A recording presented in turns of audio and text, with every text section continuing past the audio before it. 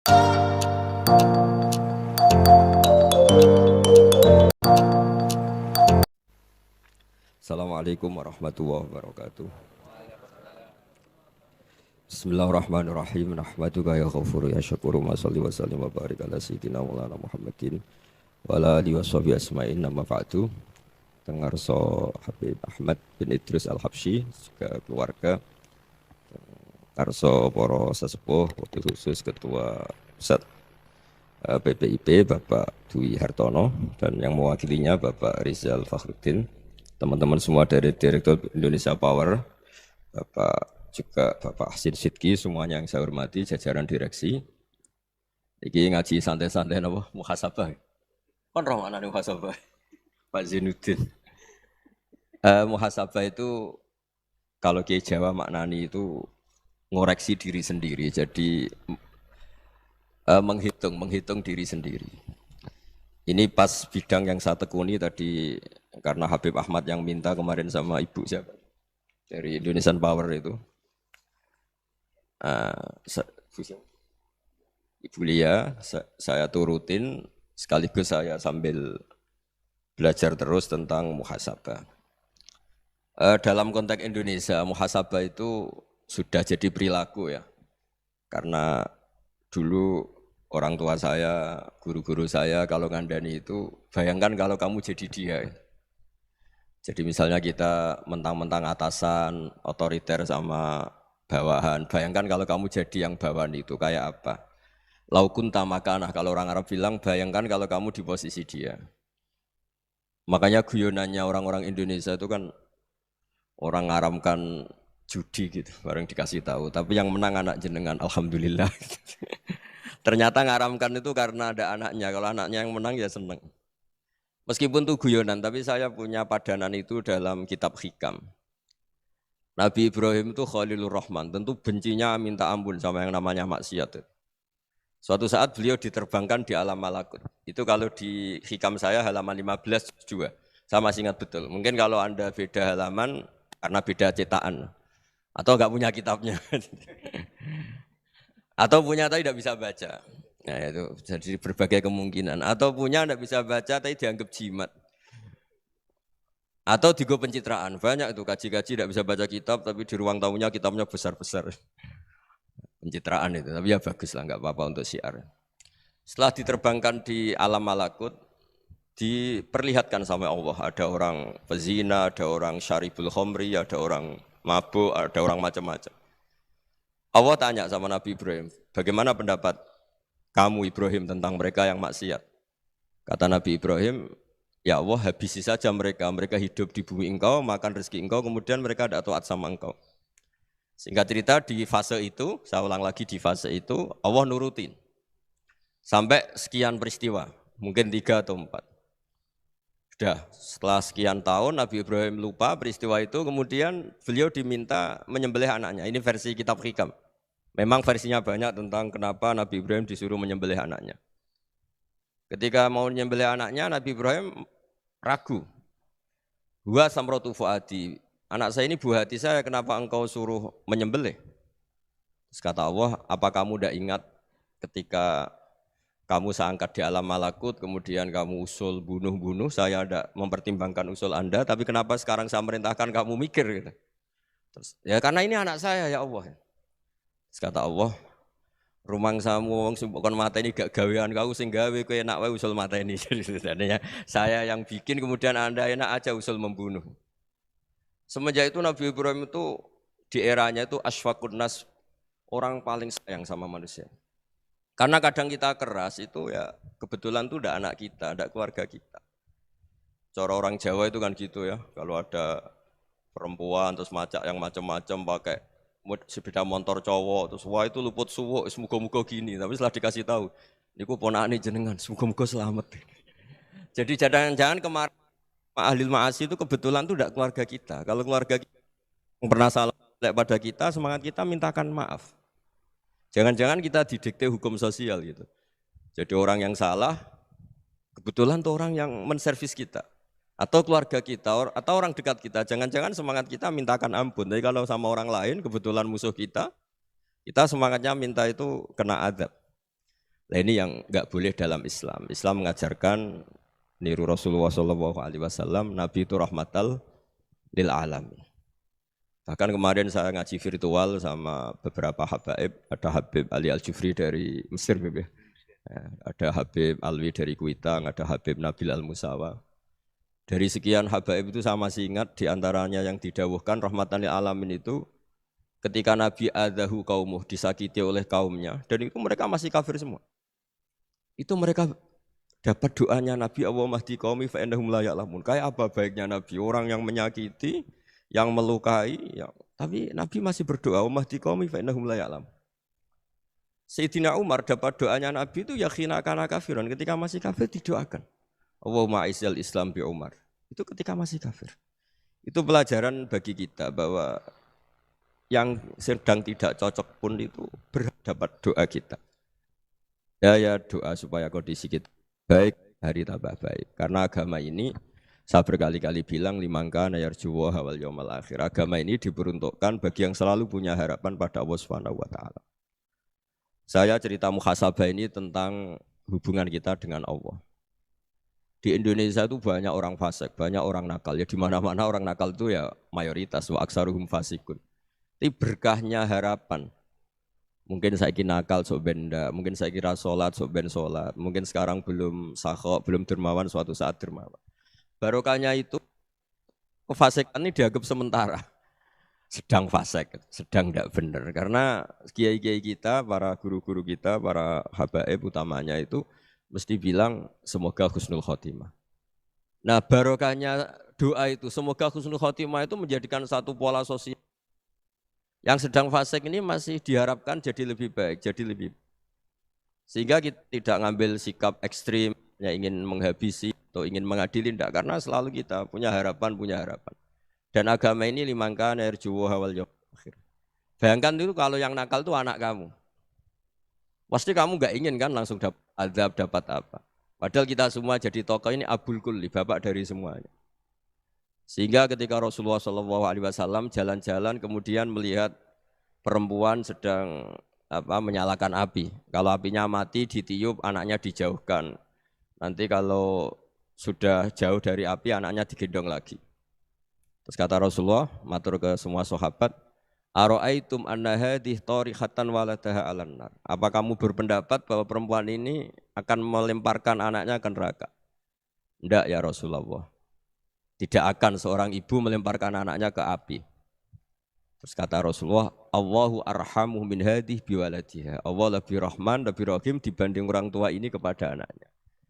Ini yang harus kita kenalkan terus, kita kampanyakan terus. Supaya orang hubungannya dengan Allah itu nyaman, asik. Sehingga dengan demikian selalu ada harapan bahwa yang sedang nakal ini suatu saat tobat. Kita tidak boleh menghukumi pasti begini, pasti gini, itu tidak wilayah kita. Itu juga yang dicontohkan Rasulullah SAW. Secara lahir Nabi itu enggak berkenan sama Wahsy, karena Wahsy itu salahnya salah fatal, karena membunuh ahabban nasi ila Rasulillah, yaitu membunuh Sayyid Hamzah. Jadi ketika Wahsy tobat, Nabi itu terima tobatnya. Dan ketika beliau dengan basariyahnya agak siap ketemu Wahsy karena harus ingat Sayyid Hamzah, basariyahnya diturutin. Oke kamu iman, saya turutin, tapi jangan sering ketemu saya. Karena kalau ketemu kamu, saya masih ingat sama paman saya, Sayyid Hamzah. Kita bisa ngelola seperti itu, kita tidak cocok sama orang, bagaimanapun mereka umat Rasulullah SAW, kita tetap mencintai mereka. Misalnya kalau beda agama, mereka sama-sama orang Indonesia, kita mencintai mereka atas nama warga Indonesia. Tapi kalau misalnya potongannya ora cocok, beda kultur, bawaannya itu mangkel no cara Jawa, ya bisa diilmoni, jangan ketemu. Wong sudah tidak cocok, ingin ketemu nyari solusi. Roh ini tok seneng itu kan ya repot itu. Ya sudah kalau nggak mati cocok ya jangan sering ketemu. Dan itu kita bisa memanage seperti itu tuh bisa. Saya berkali-kali cerita tentang Imam Syafi'i. Kalau dikasih tahu ya Imam Abu Abdillah, panggilannya Imam Syafi'i, tetangga Anda ini ternyata banyak yang nggak senang Anda. Jawabnya beliau senang. Ya bagus kalau nggak senang saya, ndak utang saya katanya. Jadi gara-gara saman seneng aku ngatur aku ini kan. Dan mungkin saman rasa seneng kan ya enak. Jadi hidup itu dianggap happy. Kalau seneng ya teman silaturahim, kalau nggak seneng ya nggak bakal utang gitu. Baru kayak seneng itu nggak ganggu. Gitu. Jadi dulu itu orang bisa ngelola seneng ndak seneng itu bisa. Karena ada kearifan hubungan dengan Allah Subhanahu wa ta'ala. Hidupnya selesai karena masyghul bi dzikrillah, mereka sibuk dengan Allah. Makanya kata ulama-ulama tasawuf, kamu jangan melihat manusia perilakunya, tapi kamu juga harus ingat yang gerakkan semua itu Allah Subhanahu wa ta'ala. Dengan demikian kita farah, kita senang. Makanya Nabi kalau ngutus Anas bin Malik kemudian enggak kesampaian yang diinginkan karena Anas main, ketika garwa-garwani Nabi agak tersinggung, Nabi andaikan Allah menghendaki yang saya inginkan kesampaian, pasti itu kesampaian. Jadi dianggap kegagalan Anas enggak manggil yang dituju Nabi itu ya kersane Allah, ya enteng saja. Sayyidina Ali lebih parah lagi yang dialamin. Itu dalam-dalam beliau kalau dipanggil itu enggak cepat-cepat ke sana. Ketika ditanya, "Kenapa kamu tak panggil enggak cepat ke saya?" Amin tu ukubatak, karena aku tahu engkau orang baik. Orang baik itu pemaaf. Jadi makanya orang-orang soleh dulu itu bodoni itu. Makanya sekarang kalau ada orang bodoni itu mesti bidik orang soleh. Kalau orang-orang soleh itu kakean husnudzon akhirnya sering dibodonin. Abdul bin Umar itu masyhur itu. Kalau ada budaknya sering sholat, sergap sholat itu dimerdekakan. Akhirnya enggak sholat pun pura-pura sholat. Akhirnya juga dimerdekakan. Ketika ditanya, kenapa engkau merdekakan? Padahal mereka sholatnya menipu engkau, kata pembisik-pembisik itu. Man khoda'ana lillah in khoda'na lah. Dia nipu atas nama Allah, berarti saat tertipu juga atas nama Allah. Enggak masalah dong, semuanya demi Allah Subhanahu wa ta'ala. Jadi ketika kita ketemu mensifati Allah Ta'ala itu ghafir. Allah pemaaf. Jangan kamu enggak fair untuk diri kamu nyifati Allah ghafir, pada orang lain Allah kamu sifati syadidul iqab. Jadi Allah kamu atur, kayak MC tadi ngatur saya. Jadi Allah itu apa? Kalau pada saya ghafir, kalau pada musuh saya syadidul iqab. Itu enggak fair. Kalau Anda punya harapan kepada Allah karena Allah Rahman Rahim, Allah ghafir, sebenarnya Allah pada musuh kita ya bisa saja Allah ghafir, bisa saja Allah Rahman Rahim. Sehingga kita melihat orang lain yang kita tidak cocok itu ya enteng saja. Itu min ummati Rasulillah sing tanaluhu syafa'atu, tanaluhu sa'atu rahmati, tanaluhu fair. Jangan dengan kita kayak mesti dapat rahmat, jangan orang lain kayak Allah pasti syadidul iqab. Itu tidak boleh. Sehingga ketika ada orang Badui, singkat cerita orang Badui ini kencing di masjid, semua sahabat membentak dia. Yang enggak bentak hanya Nabi tok. Saking mangkalnya orang ini karena semua sahabat bentak kecuali Nabi. Setelah dibenarin Nabi, terus Nabi nyuruh sabbu ali dhanuban min ma'in. Setelah disucikan masjid itu, dia berdoa keras sekali. Allahumma arhamni wa Muhammadan wa la tarham ma'ana ahadan. Ya Allah, yang berhak dapat rahmatmu hanya saya dan Nabi Muhammad, yang lainnya jangan. Karena yang lainnya tuh jengkelin, gitu aja saya salah dimarah-marahin. Gitu. Jadi kalau kamu doa terbatas ya kayak orang Bedui ini, kayak orang Arabi. Apa kata Nabi? Laqad tahajjarta wasi'an. Allah yang rahmatnya luas menjadi kamu sempitkan. Karena kamu mau atur Allah hanya Rahman pada Indonesian Power, pada NU, pada kita, yang orang lain enggak perlu dapat. Itu kan kasihan Islam, karena Islam terus enggak dimiliki semua orang.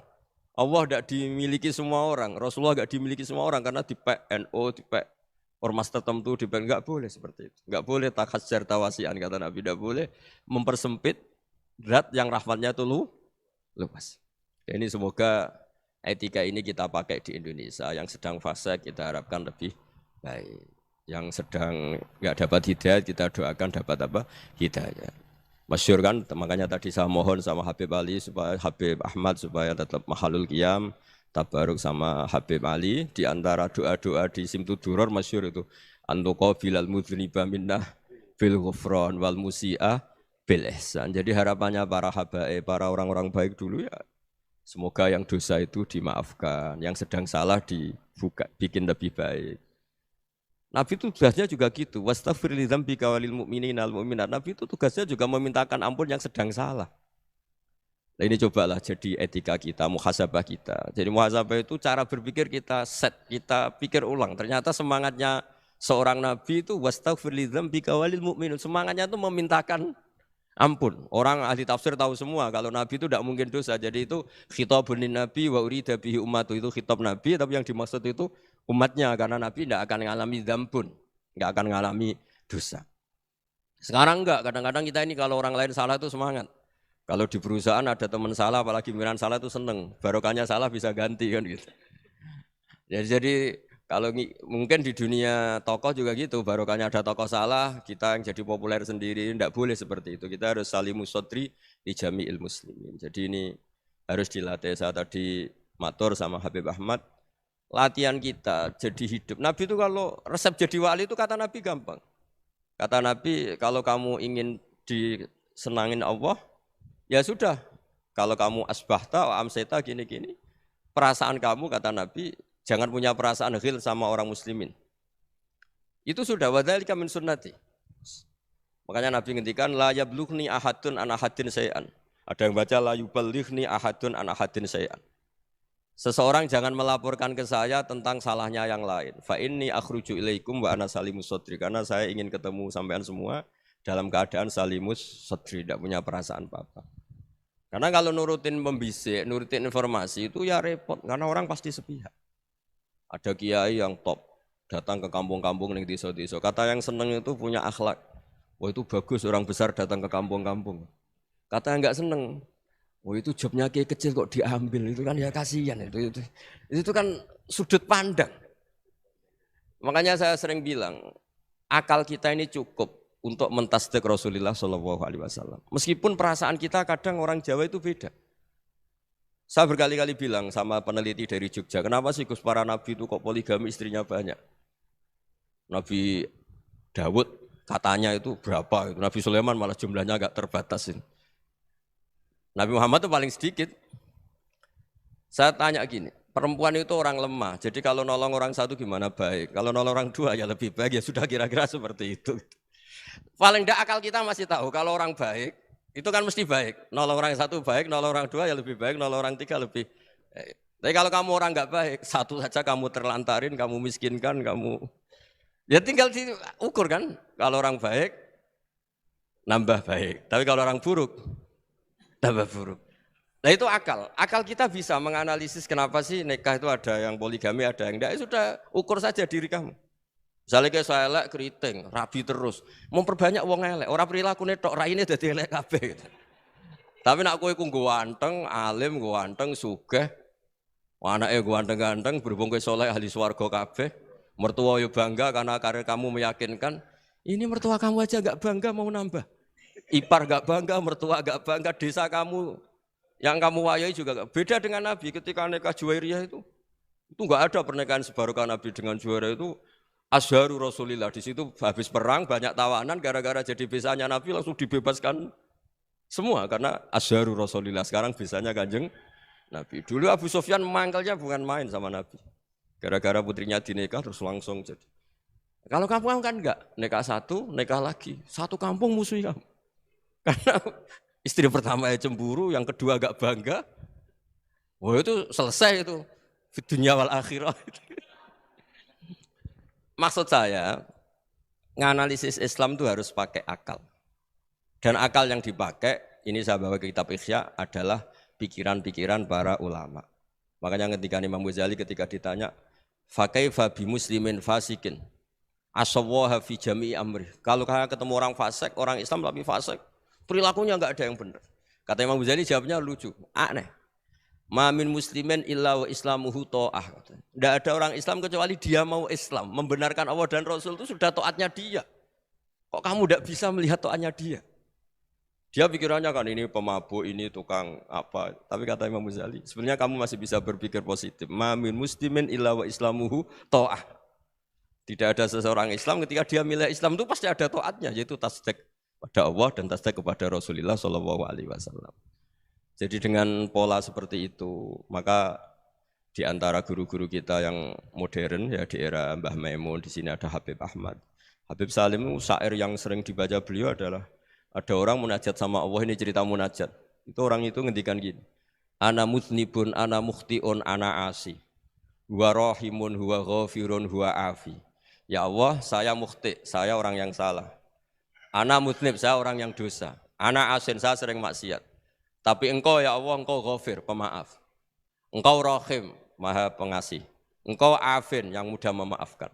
Terus kata orang ini, ya agak kurang ajar, tapi saking senengnya sama Allah. Qobal tuhunna salasatan bisalasati. Ya gini saja ya Allah, sifat engkau diadu dengan sifat saya. Engkau Tuhan, Gusti, enggak boleh kalah. Gitu. Terus wasatahliban ausofu ausofi, dan engkau pasti pemenangnya. Gitu. Jadi ada orang rayu Allah dengan cara seperti itu ya ada ya. Saya ini manusia, salah saya banyak. Engkau ampunannya banyak. Engkau Tuhan loh Gusti, enggak boleh ampunan Anda, ampunan engkau kalah dengan salah saya. Enggak boleh Tuhan kok kalah. Jadi untuk supaya orang punya harapan gitu. Banyak juga wali-wali yang jadab ketika datang ke makam Rasulullah SAW. Itu kalau dongo ya agak kacau sebetulnya, cara syariat agak kacau. Ya Allah, engkau punya dua pilihan. Jika engkau menjadikan saya soleh, surah habibuk, yang senang kekasihmu, yaitu Rasulullah SAW. Tapi jika engkau menjadikan saya fasik, surah adubuk, yang senang itu setan. Monggo jenengan mau menyenangkan kekasih jenengan, mau menyenangkan musuh jenengan, monggo. Jenengan bebas kok memilih. Mestinya Allah ya senang menyenangkan kekasihnya. Jadi ya, intinya Allah dipaksa untuk menjadikan dia orang soleh gitu. Jadi kayak kemarin itu Pak Bus siapa? Yang kesini yang sama jenengan. Kuliah ke sini itu sama Habib Ahmad. Saya pertama enggak mau, lama-lama Habib Ahmad. Ini gimana, Gus? Orang taunya saya dekat jenengan, kalau enggak kasil saya waduh. Ini kayak doanya wali yang tadi. Enggak punya pilihan, enggak ada pilihan. Jadi saya mohon muhasabah itu dimulai cara berpikir. Makanya di sini sebetulnya teks ini supaya dapat barokahnya Ihya, ini kitab yang disenangi para habaib, para ulama. Sebetulnya teks di muhasabah itu redaksinya gini ya, yang lengkap. Hasibu anfusakum qabla an tuhasabu, wazinuha qabla an tuzanu, wa tahayya'u lil ardil akbar. Jadi ada kata wazinu, jadi ukur. Perilaku Anda ini diukur, ditakar. Misalnya kita sebagai suami kan ya punya hal-hal yang kita tidak ideal. Cara wong Jawa mesti pesek. Cara rezeki ya pas-pasan itu. Dan kita juga kalau, makanya enggak boleh tanya istri begini, apa saya cinta pertama Anda? Pasti Anda kecewa. Orang jadi istri hanya korban terakhir gitu. Sudah. Karena orang kalau ngelamar kemana-mana enggak jadi, yang jadi istri itu pasti korban terakhir gitu. Jarang istri pilihan pertama, jarang. Ayo semua yang nikah. Rata-rata itu pilihan Anda pertama Pak, dari sekian ditolak di mana-mana terus. Ya perempuan terakhir. Kamu juga korban terakhir gitu. Itu wali-wali dulu kalau ngandani kita itu sederhana. Antal, ini masyhur diceritakan Habib Zain bin Semit dalam kitab Al-Manhajus Sawi. Anta lam tajid min nafsika kullama turid. Fa kaifa turidu min ghairika kullama turid. Kamu yang ingin ideal saja, kamu tidak menemukan pada diri kamu untuk menjadi ideal. Kamu kan ingin ganteng, ingin punya uang banyak, ingin perilaku Anda sempurna. Anda saja yang punya keinginan tidak bisa mewujudkan keinginan Anda sendiri. Fa kaifa turidu min ghairika ma turid. Jadi anta lam tajid min nafsika kullama turid. Fa kaifa turidu min ghairika kullama turid. Kamu yang punya keinginan saja. Misalnya saya ingin punya uang banyak, perilaku saya selalu benar, enggak pernah salah. Loh, saya yang ingin saja dengan diri saya enggak bisa untuk benar terus. Kok kamu berharap orang lain selalu benar? Jadi anta lam tajid ya sama. Kalau kamu menuntut istri kamu itu ramah, neriman. Apa kamu neriman sama wajah istri Anda gitu? Engko yo pola ning dindi jajaki sana jajaki. Sini kamu sendiri ndak kona apa. Jadi itu nasihat yang luar biasa. Anta lam tajid min nafsika kullama turid, fa kaifa turidu min ghairika kullama turid. Kamu mau menghormati semua orang, ndak mau kan? Kemudian Anda berharap semua orang menghormati. Kamu tidak ingin kan orang lain semua menghujat kamu. Sementara kamu enak aja menghujat orang lain. Makanya Rasulullah SAW itu luar biasa ketika bikin kaidah sosial. Apa la yu'minu ahadukum hatta yuhibba li akhihi ma yuhibbu li nafsi. Jadi kalau ukuran iman itu sederhana. Kalau sesuatu itu baik, nyaman bagi Anda, ya bayangkan itu pada teman Anda. Misalnya Anda bangun tidur sudah acak-acakan, nggak punya uang, utang jatuh tempo, kan nggak ingin ketemu orang. Ya kamu jangan bertamu ke jenis ini, karena dengan kamu yang alami juga gak siap ketemu orang. Makanya ada Habib Alim itu dilapuri sama seseorang. Beb, dulu teman saya itu ketika saya kaya itu sering main ke saya. Setelah saya miskin, mereka tidak main ke saya. Kata Habib itu bagus, sunnaul begitu itu bagus. Coba kalau kamu dulu kaya, teman kamu main kan kamu gaya. Di rumah ada makanan, bisa hormat tamu. Setelah kamu miskin jadi buruh manol di pasar atau buruh bikin boto, teman kamu datang, malu enggak kamu? Mendingan gak datang gitu. Akhirnya baru, oh ya alhamdulillah kalau gitu. Loh ya kan dulu teman kita datang, kita ada Alphard, istri cantik, rumah bagus. Lah kita miskin, buruhnya orang pas dibentak-bentak, teman kamu udah datang. Milih datang kamu enggak kalau setelah kamu jatuh? Enggak kan? Jadi barokahnya ilmu itu terus. Ya, tapi kadang-kadang orang tuh, wah setelah saya miskin teman-teman enggak kasih ke sini. Ya kalau kamu sudah jatuh teman-teman kamu ke situ jadi tontonan. Ya mulai sekarang cara berpikir itu dirubah. Dulu yang namanya kiai itu kalau diundang orang itu ya agak-agak senang. Semenjak saya itu agak rubah. Ngundang kiai, ngatur kiai itu tak haram-haramkan ya ada lumayan lah sekarang itu sudah mulai agak beretika. Dulu itu ngundang tuh tanggalnya ditentukan, jamnya ditentukan. Enggak mikir apa kiai saat itu nganggur, enggak. Punya wadifah, enggak. Dia milih tanggal yang dia nganggur, enggak mikir pas itu kiainya nganggur apa. Enggak. Ya saya hanya cerita aja, kamu tersinggung ya monggo, boten nggih monggo itu kan. Jadi saya mohon lah supaya tadi saya juga matur ke Habib Ahmad. Jadi untuk orang merasa ikut sunnah Rasul itu gampang sekali kata Sayyid Muhammad. Dulu Nabi berpakaian ala daerahnya. Kalau mikot ya pakai mikotu baladi. Karena Nabi orang Madinah dan beliau berdomisili di Madinah ya misalnya mikotnya dari Bir Ali misalnya. Tapi kalau Anda orang kawasan Tanim mau umroh ya dari Tanim. Misalnya kawasan Jirona ya dari Jirona. Artinya apa? Kamu ngambil mikot karena Nabi mikot misalnya dari Bir Ali, bukan berarti kamu harus seperti Nabi di Bir Ali, kamu orang Mekah, misalnya kamu orang Tanim, orang dia harus dari mikot itu apa? Baladi.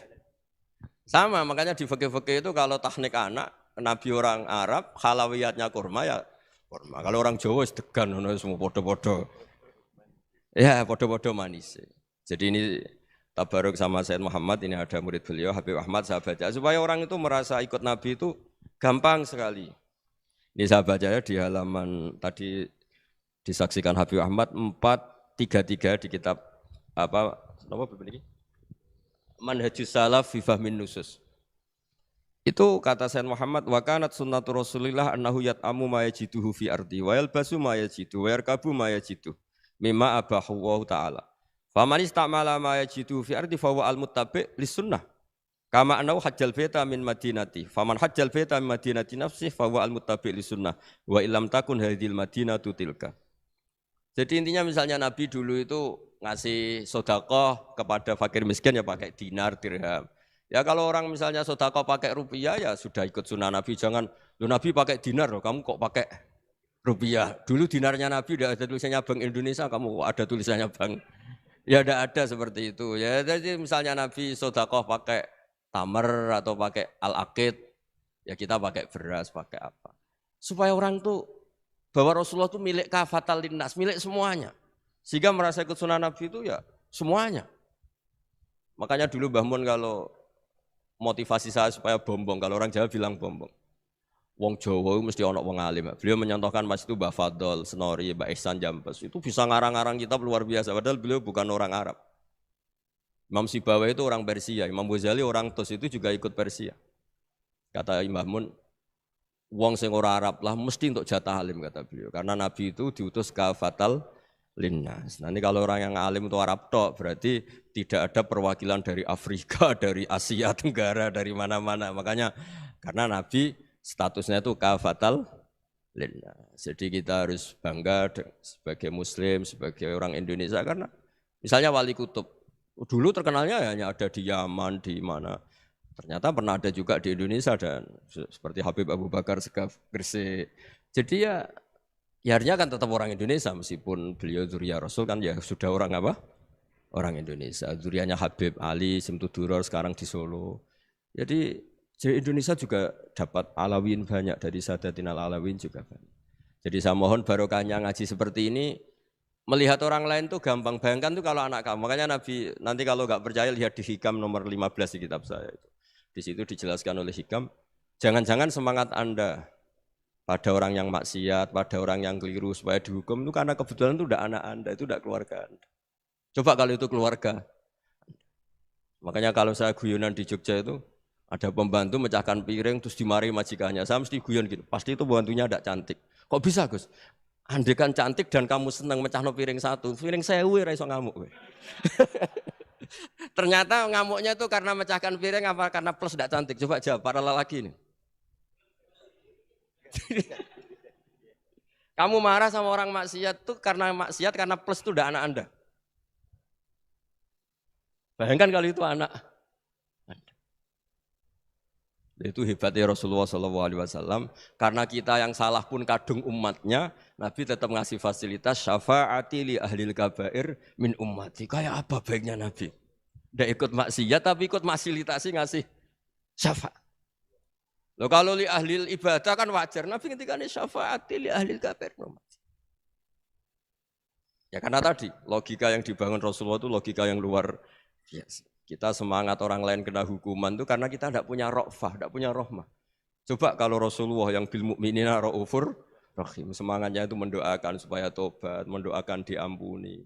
Dan itu juga yang diperintahkan oleh Allah Subhanahu wa taala, wastaghfir li dzambika walil mu'minina wal mu'minat. Ya semoga barokahnya ngaji ini, barokahnya Habib Ahmad, barokahnya Maulid Simtud Duror, barokahnya semua kitab madaih, tibak berjanji semuanya, barokahnya Ikhya, barokahnya Said Muhammad, barokahnya guru kita semua, Mbah Maimun, bapak saya. Kita ini ngikuti manhaj, ya, ngikuti apa? Manhaj. Saya sering didhawuhi Mbah Mun, kenapa ihdinas siratal mustaqim bukan siratoka? Bukan jalan engkau ya Allah. Karena Allah itu enggak bisa kamu tiru. Allah itu tidak tidur, tidak makan, tidak kesel, tidak capek. Yang bisa ditiru itu siratal ladzina an'amta alaihim. Yang bisa ditiru manusia ya niru manusia. Karena Allah itu tidak bisa ditiru. Makanya ihdinas siratal mustaqim siratal ladzina. Dan niru siapa? Niru guru-guru kita. Termasuk niru cara pandang. Jadi misalnya ada orang awam di rumah itu hanya delok reng, delok tikus liwat, itu kan kayak nganggur. Kok ora tahajud malah main delok reng. Melihatnya jangan gitu. Huwa tarokal ma'asiyah. Dia di rumahnya tidak dugem, tidak kemana-mana. Dia berarti malam itu tarkul ma'asi. Tidak nyopet, tidak garong, tidak ke tempat maksiat. Susahnya apa sih husnudzon? Jadi jangan lihat huwa tarkut tahajud, huwa tarokat tahajud, wa taroka qiyamal lail. Oke ya, namanya orang begitu ya tidak tahajud, tidak qiyamul lail. Tapi susahnya apa sih kamu bilang huwa tarokal ma'asiyah. Dia juga meninggalkan maksiat. Dan tarkul maksiat itu ibadah. Supaya orang tuh gampang lah husnudzon sama orang muslim. Ini orang mukmin, orang yang luar biasa. Di mata Allah itu orang yang luar biasa. Kayak tadi Imam Ghazali, kalau saya ketemu orang muslim kemudian dia tidak pernah baik, gimana? Kata Imam Ghazali, ma min muslimin illa wa islamuhu ta'ah. Tidak ada orang Islam ketika dia mentasdihkan Allah dan Rasulullah, berarti dia juga punya taat. Ya ini latihan saja, sing iso nglakoni Habib Ahmad kula namung cerita mawon. Kula cerita secara akademik, saya punya kitab, saya baca dan alhamdulillah kita paham barokahnya para guru dan supaya terbiasalah sebaik-baiknya ibadah husnudzon billah wa husnudzon bil mu'minin. Soal tidak cocok ya diilmoni tadi ya, namanya enggak cocok ya jangan sering ketemu. Seperti Rasulullah SAW, beliau karena sangat mencintai Said Hamzah, ketemu orang yang pernah begitu sama Said Hamzah, ya beliau secara basyariah tidak siap. Tapi beliau secara cara bahasa sekarang, secara profesional, kalau beliau seorang nabi dan harus menerima tobatnya siapapun ya diterima.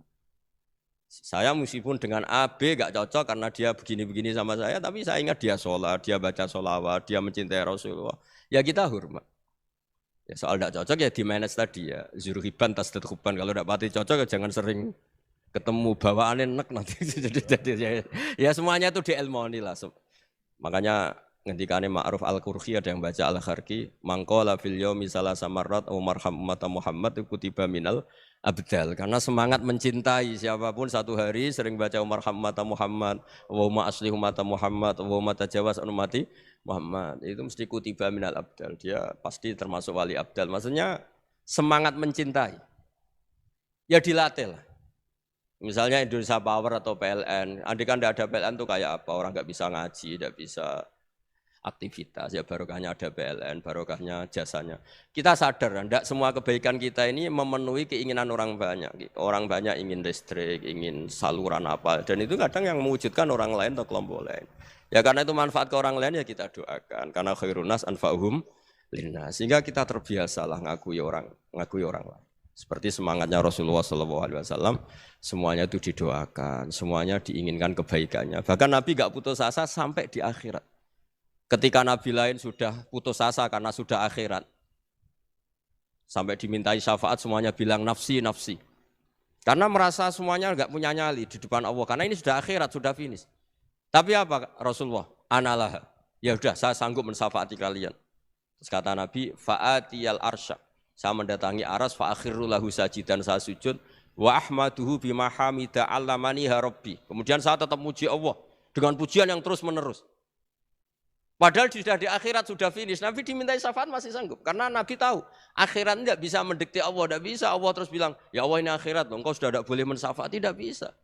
Allah tidak bisa diganggu akhirat. Allah tidak boleh dibatalkan rahmannya oleh akhirat. Allah tetap rahman rahim abadal abad. Dan Nabi tahu itu.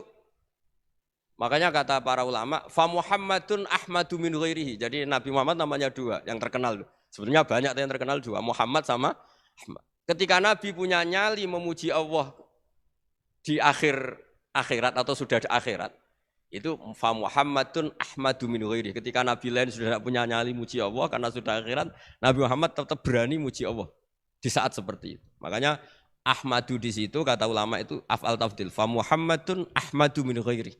Kanjeng Nabi lebih memuji Allah di saat yang Nabi lain sudah tidak punya nyali untuk memuji Allah di saat itu. Makanya kata Nabi fa akhirul lahu sajidan wa ahmadhu bimahamida allamaniha rabbi.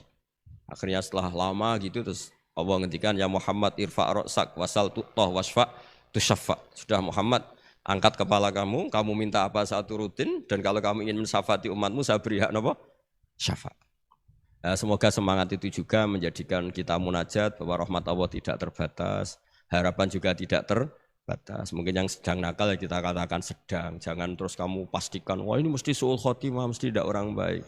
Tidak, agama ini liman kana yarjuwa wal yaumal akhir, selalu bagi yang punya harapan. Ya, mugi-mugi dapat barokah semua. Mantul dengan kata wassalamualaikum warahmatullahi wabarakatuh.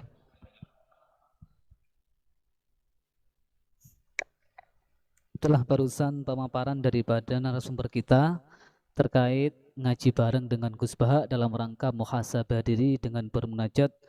Semoga dengan pemaparan yang disampaikan oleh narasumber kita bisa mengambil hikmah sehingga kita bisa menjadi hamba Allah Subhanahu wa taala yang beruntung, yaitu hamba Allah yang beruntung adalah hamba Allah yang hari ini, minggu ini, bulan ini atau tahun ini adalah lebih baik daripada tahun kemarin.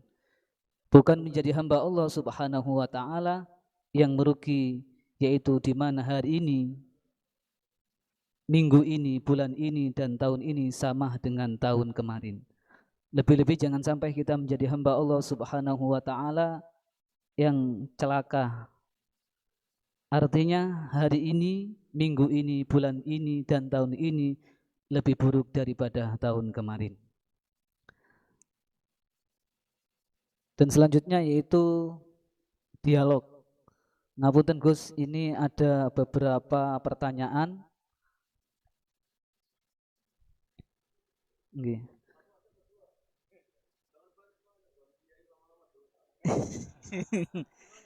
Ini saya hanya membacakan mawon Gus. Ada beberapa pertanyaan yang masuk.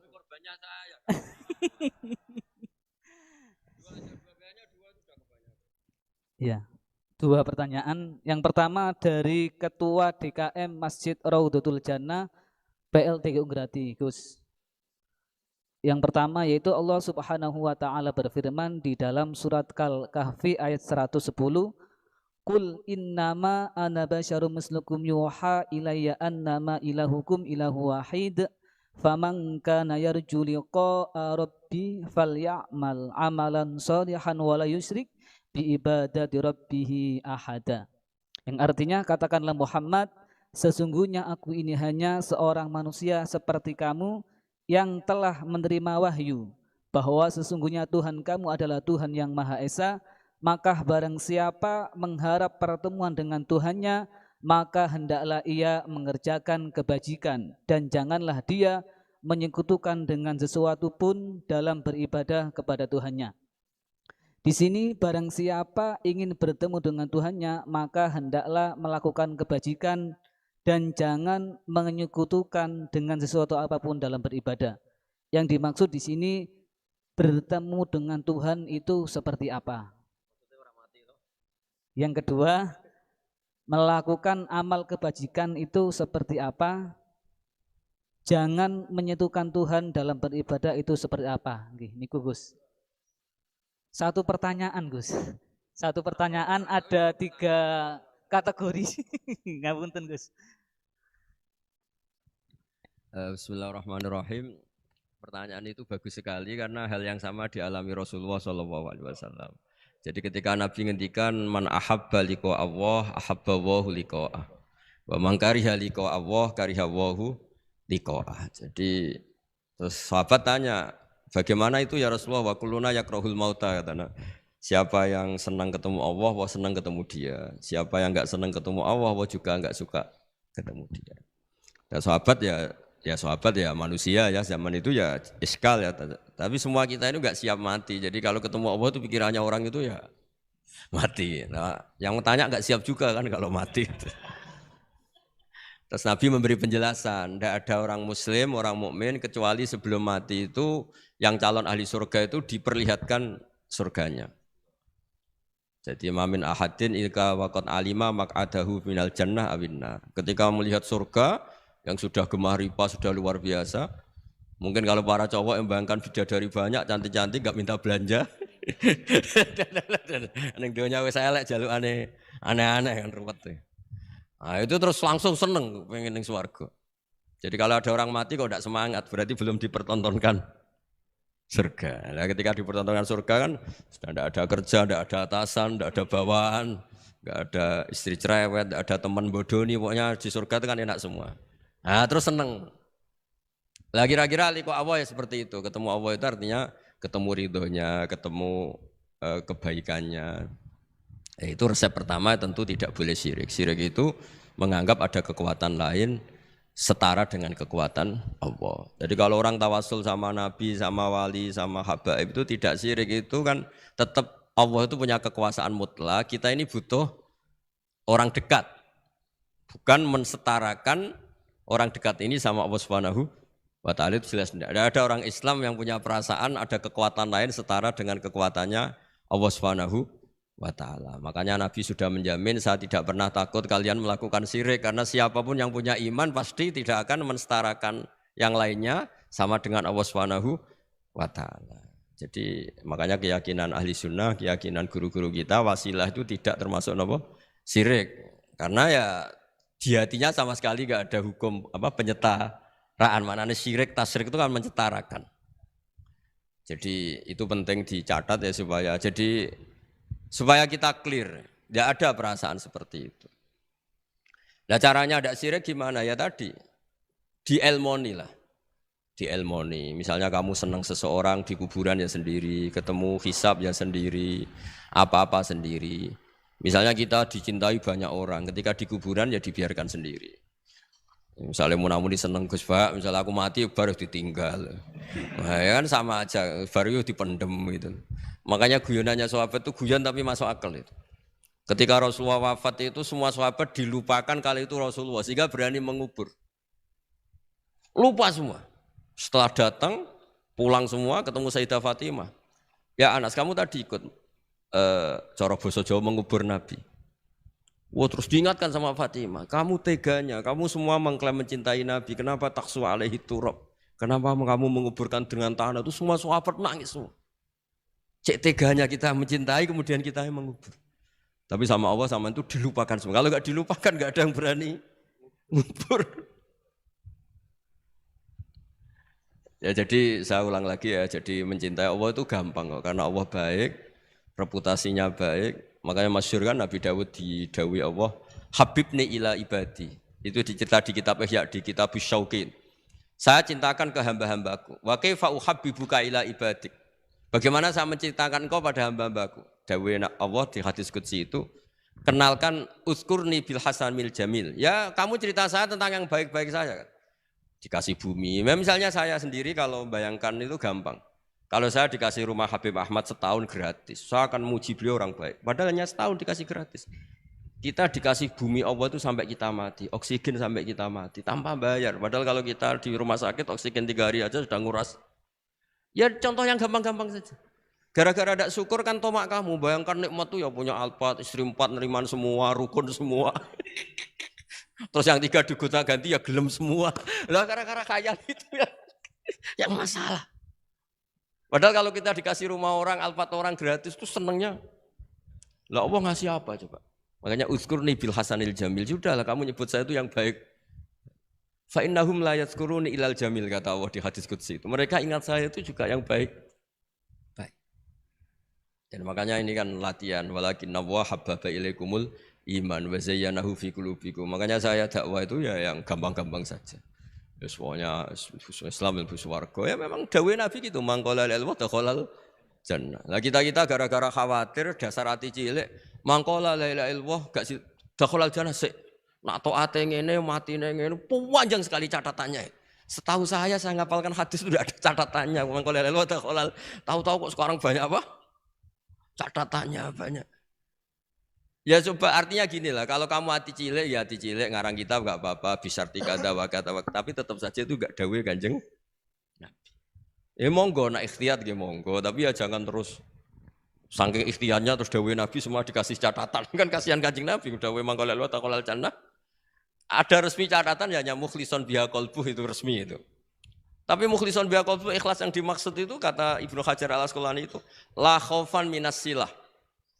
Dulu orang munafik lafadzkan la ilaha illallah itu karena takut gak dianggap Islam. Zaman itu istilahnya khaufan minas silah. Tapi kalau orang Indonesia karena ada ancaman bagi yang tidak Islam, ya hampir pasti ikhlas karena gak ada takut apa coba gitu. Jadi lebih gampang gitu. Ya jadi maksudnya liqa Allah begitu. Ya pasti ikhlas gitu. Terus yang kedua apa tadi? Udah toh?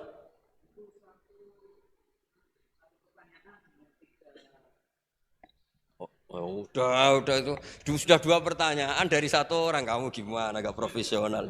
Nah, nanti kalau 1 orang tanya 1000, yang 1 1000 berarti 2000.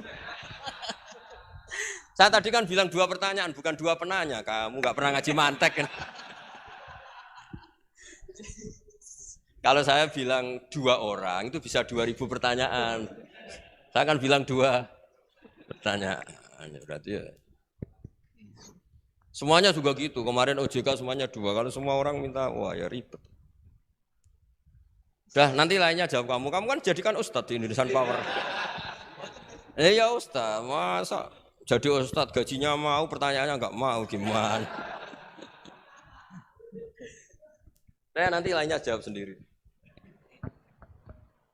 Anu Bib niki saking panitia Bib. Anu Gus, ngapunten.